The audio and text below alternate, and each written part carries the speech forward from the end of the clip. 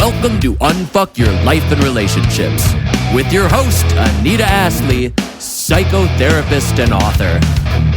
This is a podcast like no other. Sit forward, listen in, and get ready to get unfucked from the inside out. Unfuck your life! Unfuck your life! Unfuck your life! Unfuck your life! Unfuck your life! Hey guys, welcome to episode number 2 of Unfuck Your Life and Relationships. I know today we were supposed to talk about dating, but my friend Erica got sick and then she's gone off to a book signing. How dare she do that to me and us? But does she know who you are? I know. What the fuck is going on here? But today we're going to talk about unfucking Thanksgiving and the holidays with Ryan. Ryan is also the one who did that fabulous intro that sounds so rock. Yeah. Everybody's like, who's this rock star here? You recognize my voice a little bit? Yeah, so thank you so much for doing that. I love that. Thank you for having me on. This is dope. The holidays are coming, and you guys know I'm a therapist, and I've been listening to stories for the last month, 2 months about, oh my God, so much anxiety about having the perfect fucking Thanksgiving, but having so much anxiety on how to make that happen, to make everyone happy, provide the great atmosphere, provide the great food, and everything else. And I think, oh my God, and it triggers all kinds of stuff inside of me, obviously not when I'm in therapy, but I had some of the craziest holidays when I was growing up. My dad was always fucking miserable during the holidays, and we dreaded them. But we would stick around for my mom. Christmas especially was horrible. He was a grumpy old man. Yeah. He got mellower throughout the years. But how about you, Ryan? How are you having any holiday angst? Because I talked to Amanda, Ryan's better half, and she was like all like frazzled. What's going on? I mean, I would say for us right now, we have sort of a blended family, right? So, Okay. you know, her ex, my ex, how we're going to make that work, some big personalities that we have to navigate through. Yeah.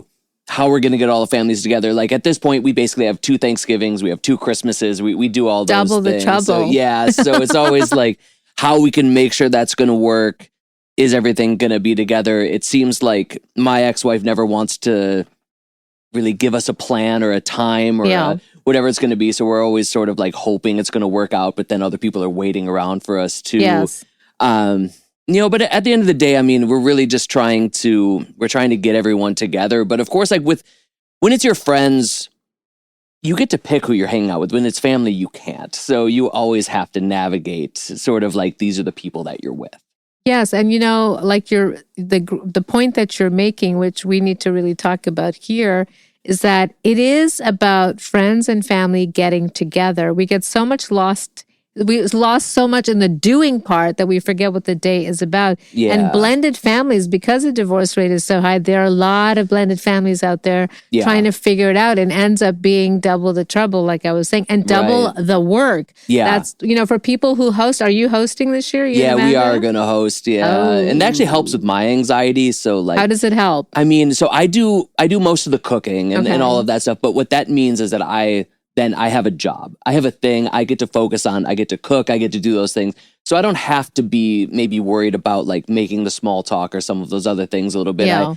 When it comes to my anxiety, I can go into a room, and if I'm going to be doing something in the studio or whatever, and I'm super comfortable and I love being the center of attention, everything's great. But when it comes to family and those kind of things, like it can be a lot more stressful, especially with people that maybe you wouldn't necessarily sit down and have a conversation with in your regular everyday life, right? So you don't want to either, right? On Thanksgiving. And people ask me, well, how do I avoid that? Well, what you have to do is deflect and repress. Don't be talking about stuff that you're upset with them about. Yeah. It is not the time and it is not the place to start talking about what happened 3 years ago that you're traumatized and you're pissed off about.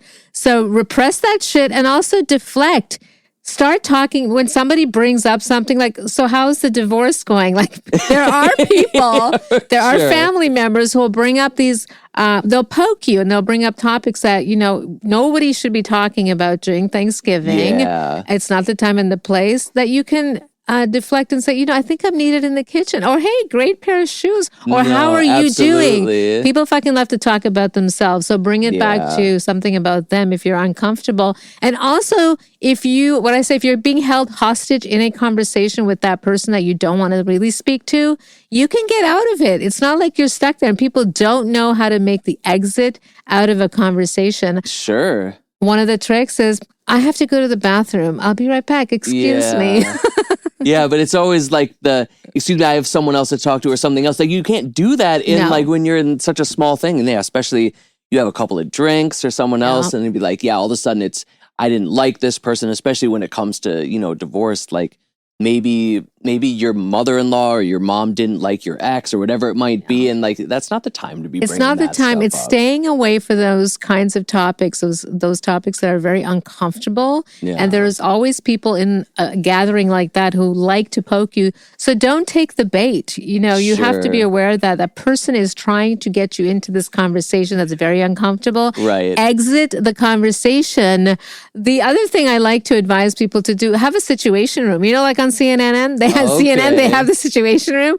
I always say, okay, this shit is not being discussed at the table, but I got a room over there. If you want to go and hammer it out with so-and-so, go there. But at the Thanksgiving table, we're not going to talk about anything like that. We're going to talk about all the things we're going to be sickly positive and full of gratitude. Yeah. If you don't like that, go to the situation room. We are not going to do that here. But tell me about, because you said you're the one who takes on all the cooking. Yeah. How do you handle it when you're getting overwhelmed? Because some people they're very passive aggressive and they say, oh my God, I have to do all the work, those kinds of comments. Instead of saying, I really need some help here, sure. Amanda, can you come and help me? They take little passive aggressive jabs, which never works. It never works. I think as I've gotten older, I've learned so much more is first of all, nothing's going to get solved by getting frazzled. Right. The more you can just calm yourself down. Breathe. Exactly. All of that energy that you're expelling is really, going to be better focused on actually just trying to do what you're doing. But then calmly ask for what you need. Whoever's not helping you isn't doing it because they don't want to. It's because they don't know what you need. They don't know. Had any idea that you needed help in the first place. And they can't read your mind. Right. Right. So do you and Amanda talk about it before you actually plan the day? What's needed, what she's going to do. You're the cook, so you clearly cook. Right. But in terms of all the other details about who's coming, who's not coming, who we're going to try to keep separate, who we're not. Do you talk about it in detail or you kind of just wing it? We talk after the fact a lot. I think we kind of debrief a little bit. And this is what can we do different next time?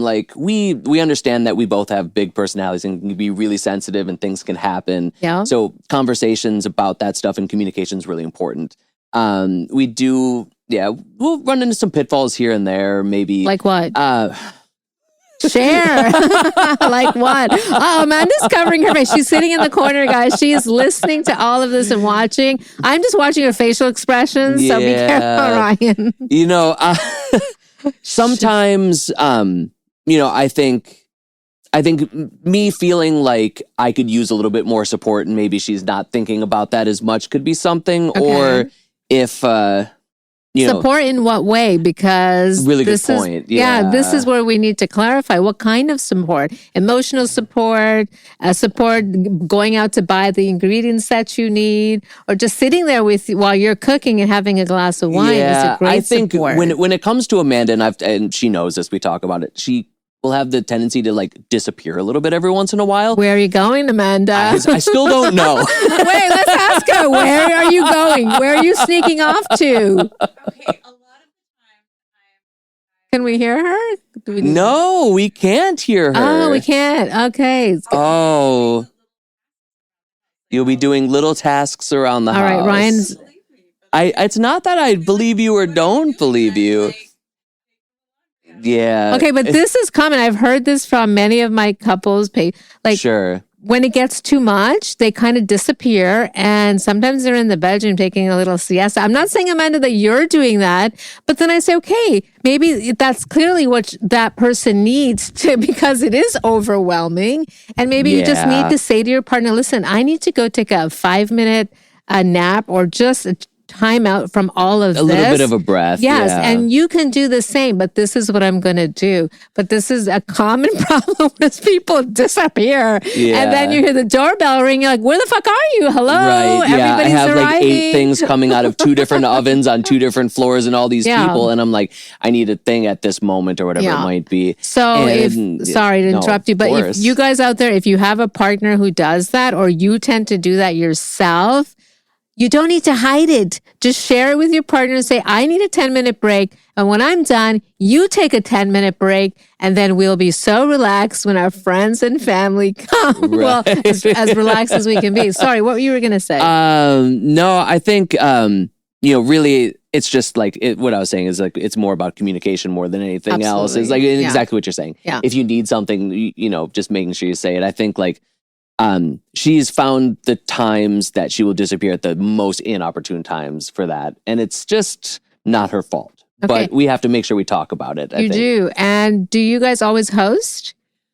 Most of the time, my sister or my mom sometimes will do that side of our family, and then her side of the family typically will come to our house, and then with our kids. Yeah. So it's usually a little more stressful too because we have 3 to 5 kids that are going to be there, plus everything else, and we also have a lot of different types of like food needs. Someone's vegan, someone's this, someone's that. Yeah, that's the other issue we have these days. So there's some work that some people need to bring some stuff, and I always suggest, ask that person to bring a dish that at least they can eat, because not everybody can cook vegetarian. It is Turkey Day.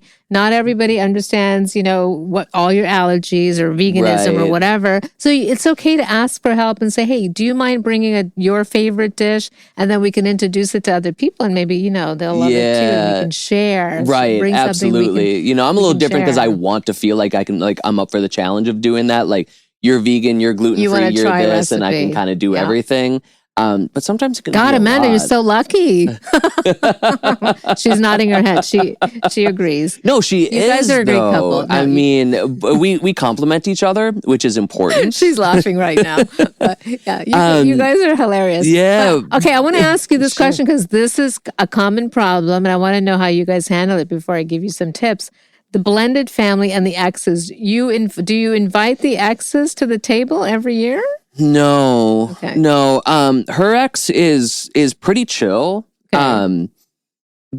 And I think there was one year that we did kind of do a little Christmas morning for a few minutes. But my ex-wife and Amanda, they get along if they talk to each other for a couple of minutes, but they're very different people. And hence the divorce and still like my ex-wife and I we're civil enough, but that's like good. Yeah. But still we got divorced for a reason, and there's still plenty of animosity and things. I'm not, if we were gonna have a birthday party for like the kids, maybe that'd be something. But also like Amanda and I got together during COVID. Yeah. So like we weren't hanging out with anybody. So I think that whole situation was challenging because like for 2 years we weren't going to see anybody anyway. Yeah, it was a difficult time. Yeah. When you have an ex-partner, ex-wife, we all have ex-boyfriends and girlfriends, most of us do. But when there are kids involved, I think it's important to talk to the kids about how they feel about Thanksgiving and what their vision is, because the kids are often stuck in the middle. Yeah. You can't always, of course, please the kids, but it's important to take that into consideration because we get lost in all the doing and making things happen. But are people feeling like that's what they want to do? And sometimes that's not communicated, and kids are often left out of that process, especially adult children and teenagers. They have feelings and they have thoughts about what they want to do on their day. Sure. And it's difficult, I think, for us adults to tune in and listen to that because they feel they have to make it happen. You don't have to make it happen as they would like it, but you can at least listen to them so they feel supported, because sometimes kids can feel alienated. Like, this is a family holiday, but then where's the rest of my family that I want at the table? But my mom and dad don't get along because they're divorced. So how do we get these needs and expectations met? And a simple way is to talk about it, and you guys seem to do it well. We can't always be at the same table, nor do we want to be with our exes, but it's important to think about what the kids are feeling. Yeah. Even when they're young adult children, over 18, nothing magical happens because they're over 18. Right. They still need to listen they still need to talk about what's going on with them during the holidays. And the holidays, although they're full of joy, for a lot of people, they're pretty sad. They, triggers a lot of feelings of depression in people who are alone, who don't have family that are close by, who can't travel. And I think it's very important to reach out. If you know somebody who's going to be alone during Thanksgiving, I think it's very important to reach out to them through a phone call or a visit. And invite them if you can. If I know somebody's alone during the holidays, I open the door for them and say, hey, we have plenty of food. We have plenty of room. Come and join us. Yeah. Sometimes people don't want to, and I'll respect that, but then I'll go over and bring something, make sure I check up on them. So if you guys know anyone like that, reach out. I mean, the holiday is really about giving thanks and being grateful. And some of us have a lot more than others to be grateful for. Right. Yeah. I think what you're saying is so right. Like just even a text message being like, I appreciate you. Absolutely. Or anything. Yeah. And because sometimes, we move away and we can't come back. Like I was in LA and I spent a lot of Thanksgivings and Christmases by myself or with some friends just because I didn't have the time or the ability to kind of come back to Milwaukee and do that. And being able to kind of like have a Friendsgiving or something like that, or just somebody that can come over, it makes you feel a lot less alone. Yeah. And there are people that maybe their family is estranged or they've, lost a parent or something like that too, I think. Yeah, it's difficult. It's difficult during the holidays. And, I'm from Canada and our Thanksgiving is in October. Really? So when I moved to the U.S., I thought, wow, this is so weird. Thanksgiving in November, but Christmas is just around the corner. Yeah. The two holidays are so close together. And then, but we did exactly what you're talking about. We just basically started to get together with a group of friends who didn't have family close by either. Mm. And, you've heard the term family, and that's what we started doing. That became a ritual, that became a custom. Yeah. So nobody felt alone. I mean, it's really a day to get together, celebrate, eat, and drink. But don't overserve yourself either. I was just going to talk about that. Because some people, that's how they deal with their anxiety and nervousness. Is, absolutely. I'm just going to have a few drinks before everybody comes over. Not a good idea, because some people say, oh, I was drunk. I really didn't mean to say that. That's no excuse. You have to behave yourself. If you're hosting or if you're the guest, behave yourself. Don't ruin it for other people and yourself by over-serving yourself. We all know people like that, right? Yeah. I mean, I think we've all been there once or twice. Well, I haven't overserved myself, but other people have been overserved. We've all been in a situation where we've at least seen it happening. We're exposed to that. Yeah. It's difficult. I think not only anxiety and the self kind of medication from that, but sometimes it can be having too much fun too. And you also have to remember that like you're enjoying all of these people maybe you haven't seen. Mm-hmm. Bad things can happen if you overdrink or overserve a little bit. Lots of bad things can happen. So limit the amount of alcohol. If you have a guest and they're overserving themselves, it's okay to go over and say, hey, how about some water? I got some Diet Coke over there too. You have to be able to recognize that even when you're hosting and you're busy, because that person might be driving home alone. So there's a lot of responsibility when you're the host to make sure that everybody's kind of behaving. And that, like you were saying, it adds a lot of stress. But when I'm hosting, I always feel responsible for everybody, and maybe I shouldn't. But with drinking and driving and, around the holidays, there's a lot of accidents that happen and people do die from that. So a lot to be concerned about with drinkings, but I'm not going to get way heavy into that. Just limit yourself, people. Be responsible for yourself. Don't make the host cut you off, because that's really embarrassing for you and embarrassing for them. Nobody wants to do that. The other thing I want to talk about is people who have social anxiety, who are now forced, especially after COVID. We were all locked up for so long. Like, how do we reintegrate back into a social situation?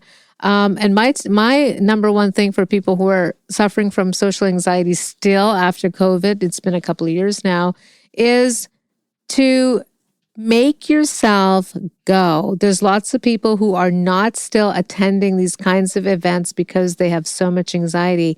If you don't push yourself beyond that anxiety, it just turns into a snowball effect and you become more and more anxious. The more time you spend away, the more that becomes comfortable and the more you do of that. So you've got to push yourself to attend. And if you guys have a friend out there who is, exhibiting these kinds of behaviors, always says no, doesn't go anywhere, is isolating, because isolation and and it creates loneliness. No, loneliness creates depression. And all of that can lead to high-risk behavior like over drinking, we're just talking about, and using substance of other kinds to self-medicate. If you know somebody like that or you're like that, push yourself to go beyond that. And then if you know a friend, reach out to them. Tell them they're coming. You're going to pick them up and you're going to bring them. Sure. Yeah. There's always excuses why not. There's always excuses. And then I've heard like, oh, well, I don't want to go because I don't know what to talk about. Let me tell you something. People love to talk about themselves. Ask them a question. Just ask questions. People love to talk about themselves, and you don't have to talk, but it is practice. It is rehearsing how to talk, how to integrate again. And you think, well, that's ridiculous. We know this. But when people have social anxiety, especially after COVID, even though it's been a couple of years, it's still difficult. So ask questions, make yourself go out. And if a friend reaches out and invites you, go. Don't say no. Challenge yourself. I mean, but what if you find yourself in one of these situations with someone that you are so wildly different from? Their ideals are crazy different. Like you disagree with everything. Like you want to ask them questions, but everything they say just gets worse and worse. I mean, I'll tell you, you know what you say? Oh, that's very interesting. I think I'm needed in the kitchen. Yeah, right. Because it's a very neutral response. You can say, well, that's very interesting. You're not agreeing with them. You're not disagreeing with them. You want to tell them to fuck off, but that's not acceptable.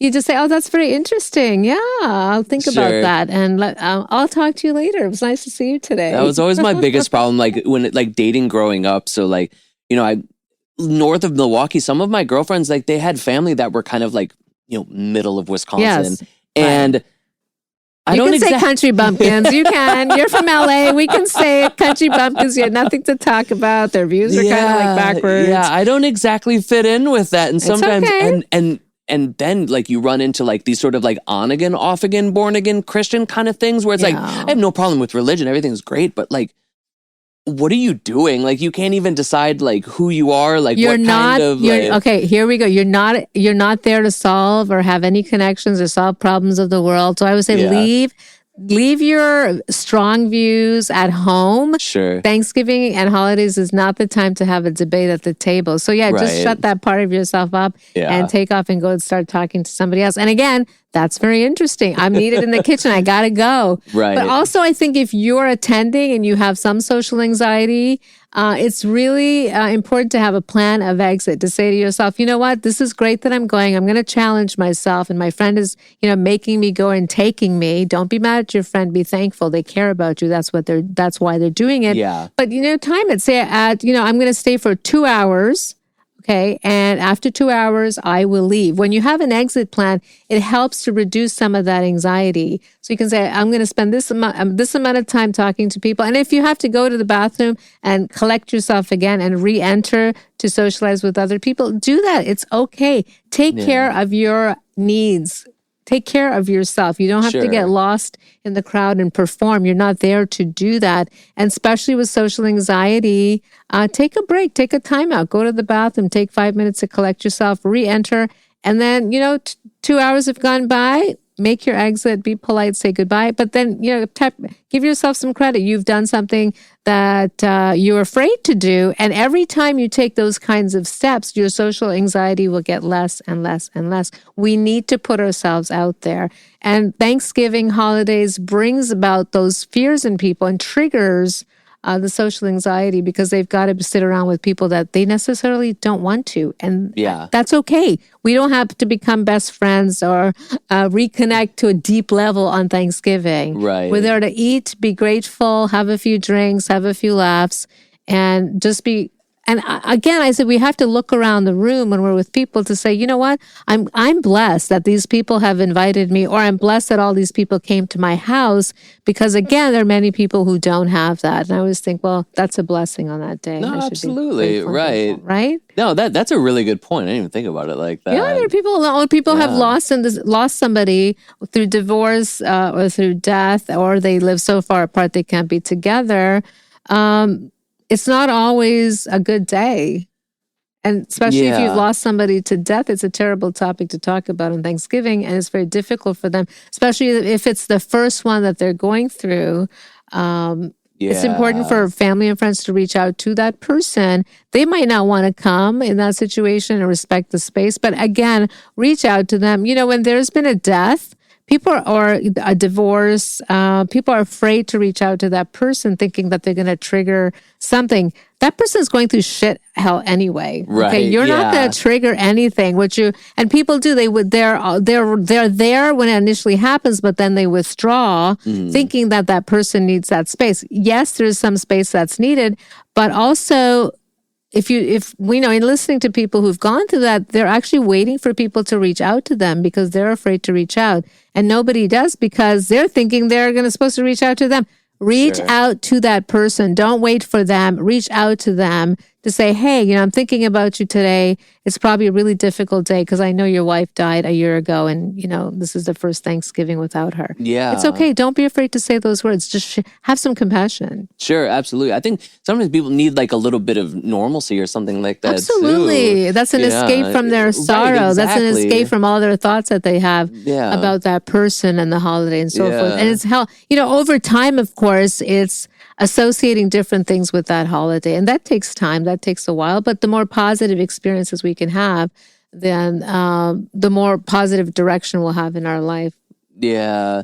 I think it's got to be tough for that person, though, for the first time going into a situation being like, how are people going to treat me? Like, as much as people are worried about, like, how do I treat them? It's like... It's a mutual discomfort. Right. But I say to people who know that person who's lost someone, reach out to them. They might be scared to reach out to you, and you're scared to reach out to them, but you need to reach out to them. They have a suffering that you know nothing about, and they're probably waiting for somebody. I've worked with many patients who have lost someone, and they, after the funeral's over, this is over, nobody invites them because they think that's what they're needing. But no, especially during the holidays like Thanksgiving. Yeah, reach out. Right. People send a dish. Do something. Because those people might be like, well, I don't want to bother them with my heartache or my sorrow, my this and that. Like, I don't want to bother them. I don't want to burden somebody with my shit. But no. Reach out. Guys, if you know somebody who's lost somebody or recently divorced, invite them, go and check in with them to make sure they're okay.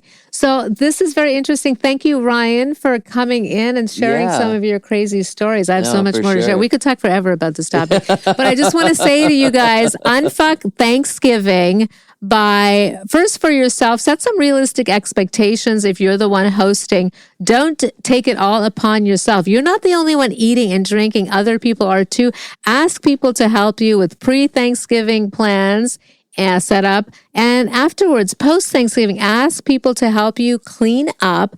Ask your partner, especially. So, like you're saying, you take it on, and Amanda disappears. Apparently, we'll talk. We'll talk to her afterwards about that one next episode. I'm sure she's getting stuff for you to help you. I'm going to defend her here. Yeah, she's great about spearheading the cleanup at the end. Good, there you go. You're saving your ass very quickly. And her mom also wonderful about that too. Like, all right, okay. And the other thing is, we're gonna do a different podcast with Amanda here on that subject. Here she's laughing. Set some boundaries. Like I said, the situation room is not going to happen at your Thanksgiving table. You're allowed to say, if you're hosting, we're not going to talk about that shit. Leave that shit and go to the situation room.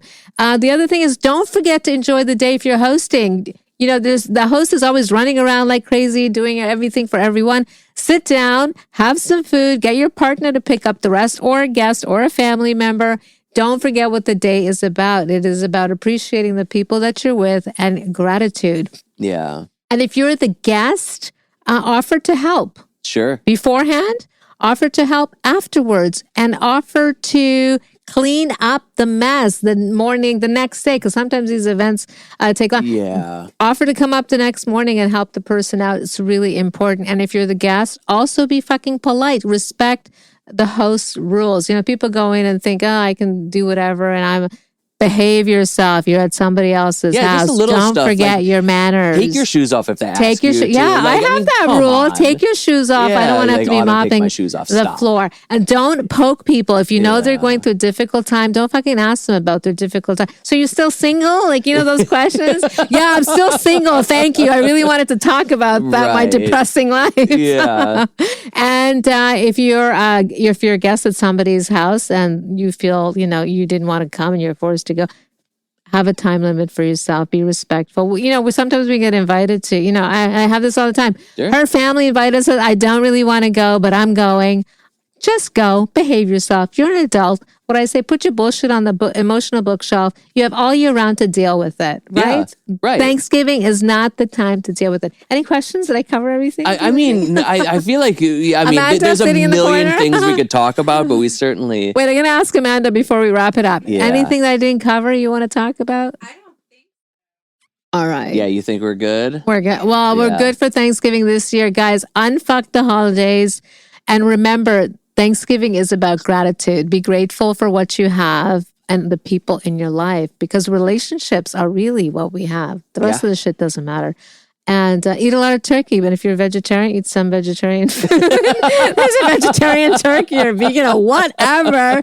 But really enjoy your relationships. It is all about relationships and connecting with one another through food. Maybe a drink here and there. Yeah, holidays should be fun. Should be fun. Yeah, they should. Bye, guys. Unfuck your life!